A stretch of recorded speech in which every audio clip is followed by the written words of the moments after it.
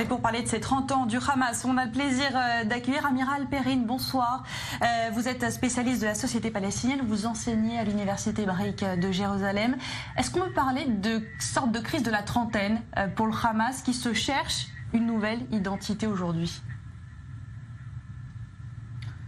Le Hamas, en réalité, n'a pas changé d'idéologie. Son idéologie est attachée à celle des Ikhwan, la confrérie des frères musulmans.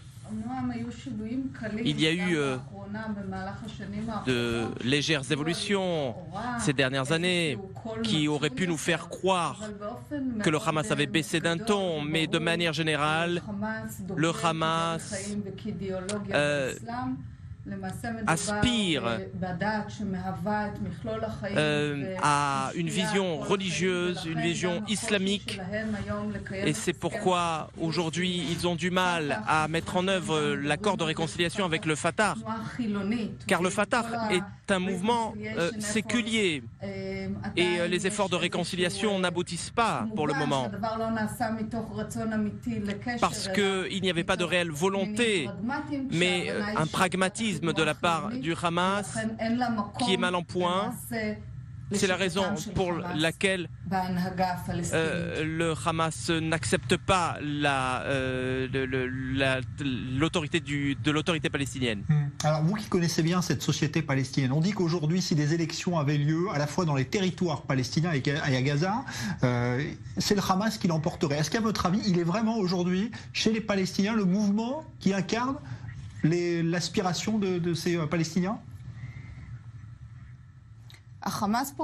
Le Hamas est effectivement populaire dans la rue palestinienne, mais en réalité, il y a une réelle résistance, une réelle opposition au Hamas. Nous parlons d'un processus de paix avec les Israéliens. Et les Palestiniens comprennent bien que le Hamas est responsable de la difficulté de la vie au quotidien dans la bande de Gaza. Mais le Hamas, effectivement, détient une force très très importante dans la rue palestinienne qui est enracinée dans l'idéologie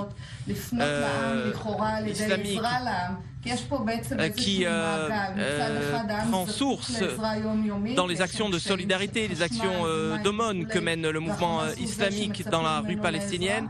Et c'est pour ça qu'il est populaire, grâce à cette dawa, cette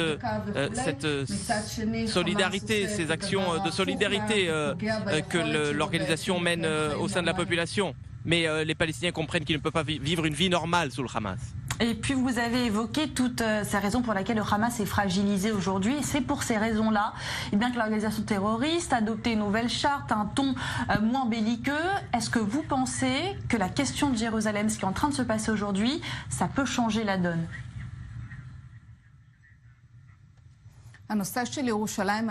La question de Jérusalem, est-ce que vous me demandez si Jérusalem est toujours au centre de la charte du Hamas? Évidemment, du point de vue du Hamas, la Palestine est une terre islamique. C'est la raison pour laquelle ce territoire est une terre divine, y compris Jérusalem. Pour le Hamas, la capitale de la Palestine, c'est Jérusalem. Il n'est pas question de la partager, Jérusalem, dans son ensemble, que ce soit la partie orientale ou la partie occidentale, appartient intégralement à la Palestine. C'est pour ça qu'il y a, c'est pour ça que la déclaration de Donald Trump est problématique d'un point de vue du Hamas. Et on ne sait pas exactement ce qui les satisferait parce que dans le cadre d'un pourparler, il faudra partager la ville.